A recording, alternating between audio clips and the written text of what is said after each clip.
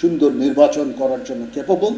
আমরা সবাই আগ্রহী, নির্বাচন কমিশন আগ্রহী, সরকার আগ্রহী, আপনার অ্যাডমিনিস্ট্রেশন আগ্রহী, পুলিশ আগ্রহী, সেনাবাহিনী আগ্রহী, বিমান বাহিনী, নৌবাহিনী, সবাই।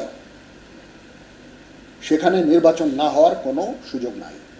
পদ্মা সেতু, মেট্রো রেল এবং এলিভেটেড এক্সপ্রেসওয়ে নির্মাণের গর্বিত অংশীদার বসুন্ধরা সিমেন্ট। কিছু মানি ট্রানজ্যাকশন হতে পারে বিকাশের মাধ্যমে, সেটা নির্বাচনকে প্রভাবিত করার জন্য, অর্থের লেনদেন ইত্যাদি। আমরা নির্বাচন কমিশনের সাথে কথা বলেছি। প্রত্যেকটা কনস্টিটুয়েন্সিতে কিছু ক্রিমিনাল থাকতে পারে, সবাই এই ধরনের অপকর্ম করবে না। ইলেকশন ডেতে রিগিং করা, ভোটারদের পোলিং স্টেশনে যেতে বাধা প্রদান করা ইত্যাদি।